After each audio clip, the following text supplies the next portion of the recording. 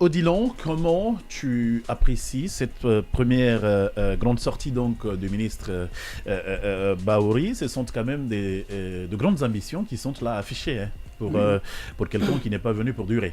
Oui, c'est un Premier ministre, un économiste dans l'âme qui exprime peut-être que pour une première fois dans ce grand oral ses ambitions économique pour la Guinée.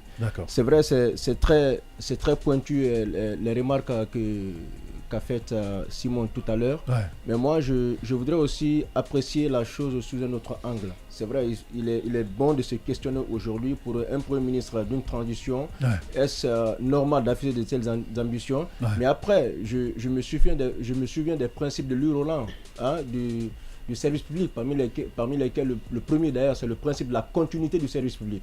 Est-ce qu'il le dit en posant donc, les jalons sur les bases, voilà, et puis on laisse couler la chose. Voilà, après la transition, les autorités qui viendront légalement constituées pourront continuer. Est-ce que c'est dans cet esprit-là qu'il s'est exprimé? Nous le saurons les jours et les mois à venir. D'accord. Non, je suis d'accord avec toi parce qu'il n'était pas devant des politiques pour leur dérouler et ce discours, il faut le positiver dans la mesure où la cible qu'il a en face de lui sont les investisseurs. Et ça se passe au cours d'un événement qui a trait avec les investissements. Donc il faut tenir compte du cible aussi pour constituer son discours. Maintenant, après le PM nous parle d'une croissance à 2 chiffres. Hein, d'une croissance à 2 chiffres, ce qui est très intéressant. Parce qu'il est important de dire à nos auditeurs et nos téléspectateurs c'est quoi la croissance à 2 chiffres. Allez, vas-y, Odilon. Une croissance économique est égale à 2 chiffres. Lorsque, par exemple, on a atteint 5% ou 6% par an contre 2,8%, 2,5% l'année précédente. Donc le double en fait. Voilà, le double. Voilà. Donc c'est un peu en quelque chose. Et pour y arriver, il faut constater ici une augmentation des biens et services, de la production des biens et services dans un ensemble économique pour une période bien déterminée. Alors maintenant, je suis curieux de savoir comment, pendant cette transition-là, il pourra atteindre cette croissance-là ou alors poser les jalons qui nous permettront d'atteindre cette croissance. L'autre remarque que j'ai faite, c'est le fait que le Premier ministre nous dise qu'il y a eu des efforts qui ont été consentis ces dernières années, mais surtout il met l'accent sur la période de la transition.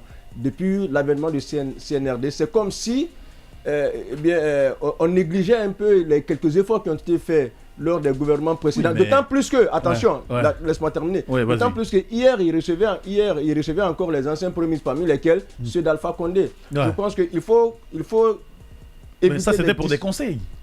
Bon, il faut éviter des discours. Moi, je pense qu'il faut éviter des discours. Après, de l'autre côté, il peut pas louer les efforts de Alpha. Mais pourquoi pas? Quand on connaît quelque part les raisons qui ont concouru au renversement du régime Alpha.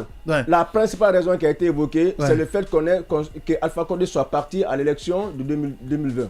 C'est la principale raison qui a été évoquée, même par le CNRD. Si tu le dis, mais après, derrière, on nous a parlé de mauvaise gouvernance, on nous a parlé de politisation, de fragilisation du tissu social. Le tissu social, comment se comporte-t-il aujourd'hui?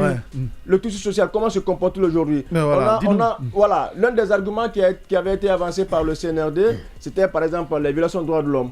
Aucun Guinéen ne devra tomber, comme les Guinéens sont tombés depuis le 5 septembre. Donc, il y a un discours et un contre-discours en même temps qui est là. Moi, je pense qu'au moment où il tend la main, j'ai bien aimé le fait, par exemple, pour M.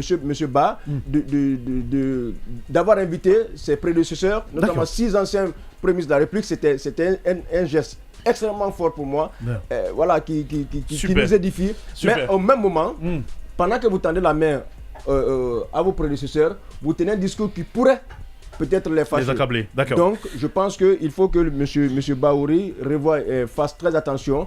Encore une fois, l'élément le plus fondamental, les éléments les plus fondamentaux sur lesquels nous l'attendons aujourd'hui, c'est quoi? C'est comment améliorer la vie sociale du Guinéen. Il y a le tissu social un peu qui est effrité. Eh bien, le climat entre les autorités du CNRD et la population, c'est pas un climat, en tout cas bon enfant, dans la mesure où il y a toujours ce souci avec les syndicalistes. Et même avec les politiques, il y a un souci parce que aujourd'hui, ce que tous les Guinéens attendent, c'est de nous dire quand est-ce que nous irons aux élections, quand est-ce qu'on ira au référendum pour adopter ou pas la nouvelle constitution. Bien. Donc ce sont les grandes questions auxquelles nous nous attendons. Super. Qu'ils nous posent les jalons et laisser la voie aux Merci. autorités démocratiques qui seront Merci. élues pour continuer le travail. Je suis d'accord avec toi. Merci beaucoup à toi, procureur Odilon. Voilà ce qu'on